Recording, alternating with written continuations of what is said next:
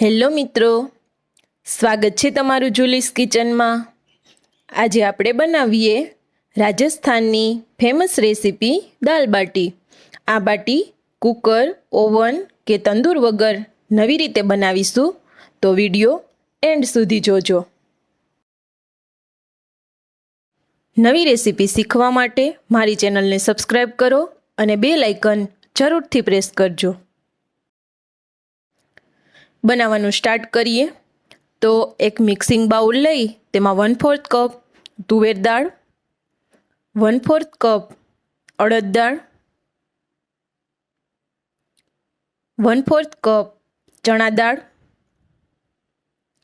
1/4 cup મસૂર દાળ અને 1/4 cup મગની મોગર દાળ add કરી દઈએ અને તેમાં પાણી એડ કરી અને પાણી ક્લિયર ના થાય ત્યાં સુધી દાળને ધોઈ લઈએ।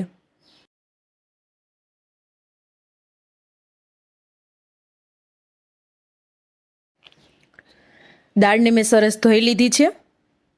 હવે 2 કપ જેટલું થોડું ગરમ પાણી એડ કરી અને ઢાંકણ ઢાંકી અને 1 કલાક માટે દાળને પલળવા દઈએ। કલાક પછી જોઈએ તો દાળ સરસ ફૂલી ગઈ છે। હવે તેમાં રહેલું પાણી નિતારી લઈએ। હવે એક પ્રેશર કુકર લઈ તેમાં દાળને એડ કરી દઈએ।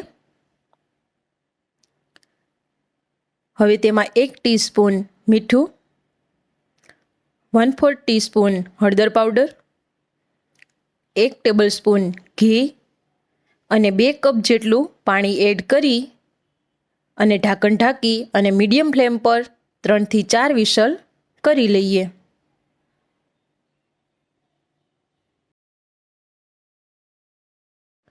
દાળ બફાય ત્યાં સુધીમાં આપણે વઘાર કરી લઈએ। તો તેના માટે એક પેનમાં 3 ટેબલસ્પૂન ઘી એડ કરીએ। ઘી ગરમ થાય એટલે તેમાં 1 ટીસ્પૂન આખું જીરું એડ કરીએ। જીરું થોડું કકડવા દઈએ।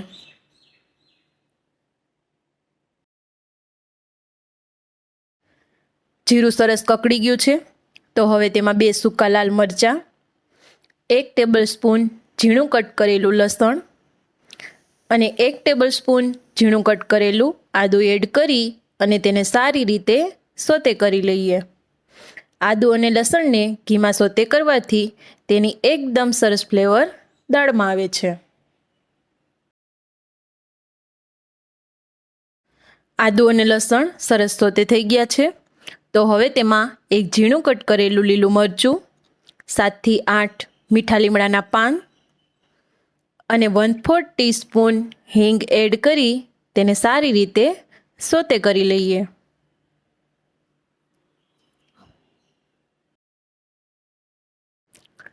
હવે તેમાં 1/2 કપ ચોપ કરેલી ડુંગળી એડ કરીએ અને લાઇટ ગોલ્ડન બ્રાઉન થાય ત્યાં સુધી તેને સોતે કરી લઈએ।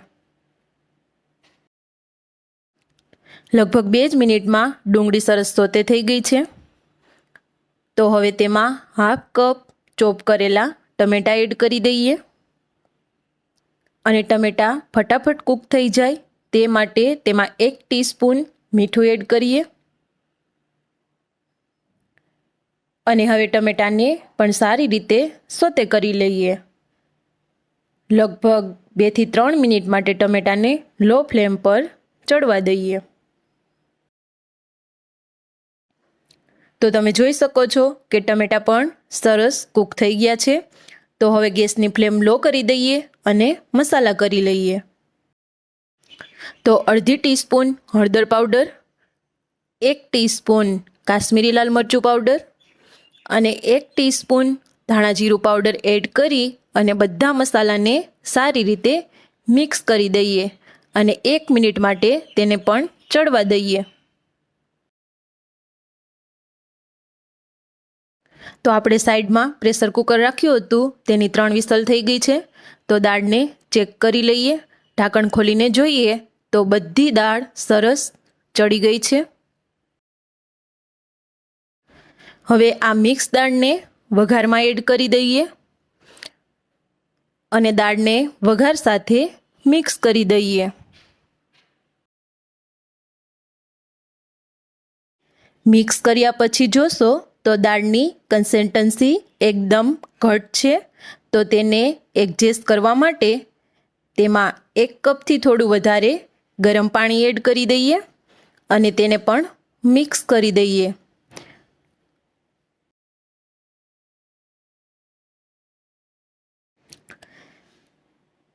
અને હવે લો ફ્લેમ પર દાળને 3 થી 4 મિનિટ માટે ચડવા દઈએ.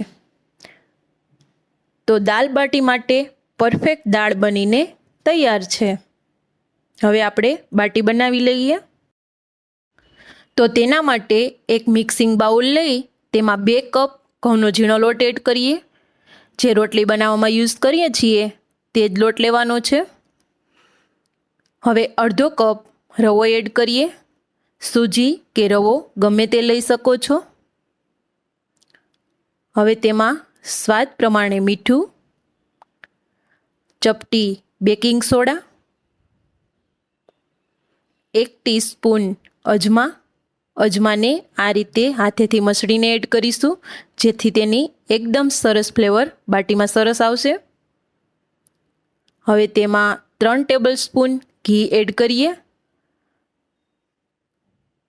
અને ઘીનું સરસ મોણ આપી દઈએ.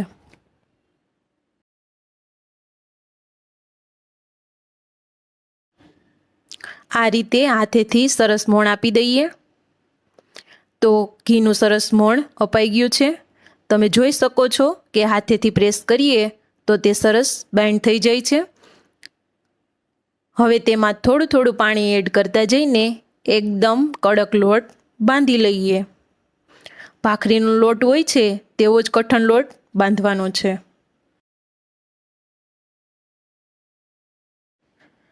લોટ સરસ બંધાઈ ગયો છે, તો તેને આ રીતે મસળી લઈએ. તો બાટીનો લોટ તૈયાર છે. હવે તેને ઢાંકીને 10 મિનિટ માટે રેસ્ટ આપી દઈએ.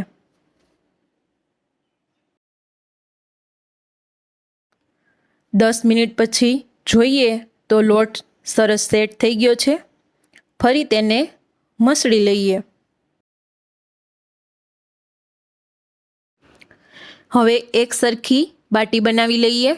તો તેના માટે રોટલીનો જે લુવો લઈએ તેનાથી થોડી મોટી સાઈઝનો લુવો લેવાનો અને તેને રાઉન્ડ શેપ આપી દઈએ. આ રીતે રાઉન્ડ શેપ અપાઈ જાય ત્યારબાદ તેને અંગૂઠાની મદદથી કટોરી જેવો શેપ આપી દઈએ.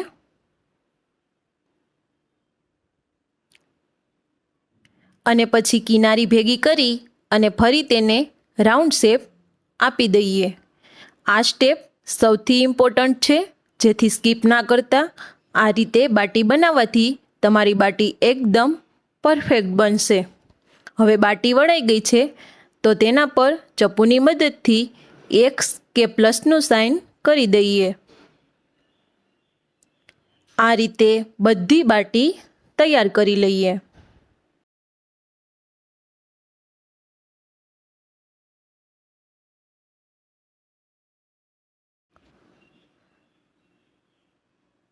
તો આ રીતે મેં બધી જ બાટી વાળી લીધી છે.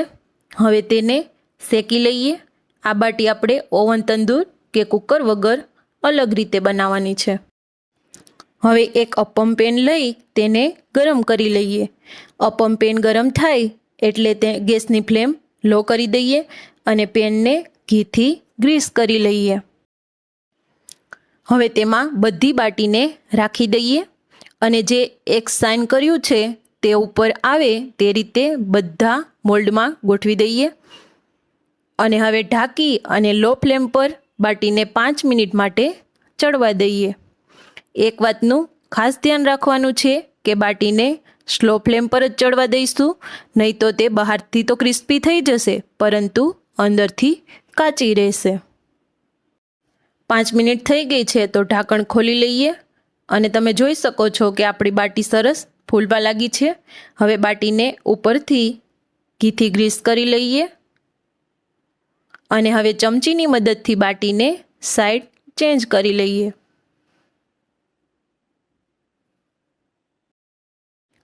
તો તમે જોઈ શકો છો કે નીચેની સાઈડ બાટી એકદમ ક્રિસ્પી થઈ ગઈ છે.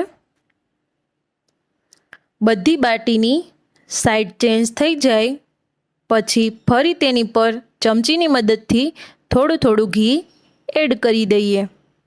આમ કરવાથી આપણી બાટી એકદમ ખસ્તા તૈયાર થશે.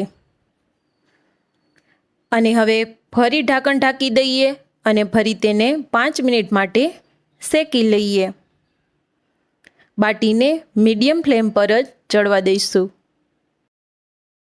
જ્યાં સુધી બાટી ક્રિસ્પી અને ગોલ્ડન બ્રાઉન ના થાય ત્યાં સુધી આ પ્રોસેસ કરતી રહેવાની છે. તો આપણી બાટી બંને સાઈડ શેકાઈને ક્રિસ્પી અને ગોલ્ડન બ્રાઉન થઈ ગઈ છે. તો હવે સર્વ કરી લઈએ. હવે એક સર્વિંગ પ્લેટ લઈ તેમાં દાળને સર્વ કરીએ અને ઉપર કોથમીર અને લસણની ચટણીથી ગાર્નિશ કરી લઈએ. લસણની ચટણી કઈ રીતે બનાવવી તેની રીત મેં નીચે ડિસ્ક્રિપ્શન બોક્સમાં આપેલી છે.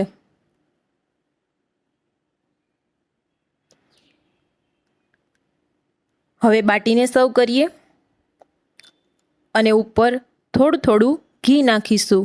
ઘણા લોકો ઘીમાં ડીપ કરીને પણ ખાતા હોય છે, તો હું સાથે ઘી પણ સર્વ કરું છું.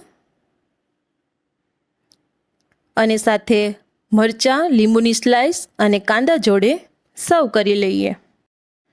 જો તમે ઘરે ક્યારેય દાલ બાટી ના બનાવી હોય તો તંદૂર કે ઓવન વગર ખૂબ જ સહેલાઈથી બની જતી બાટી જરૂરથી ટ્રાય કરજો. અને રેસીપી પસંદ આવી હોય તો લાઈક કરજો, શેર કરજો અને મારી ચેનલને સબસ્ક્રાઈબ કરજો. મળીએ નવી રેસીપી સાથે. Thank you for watching.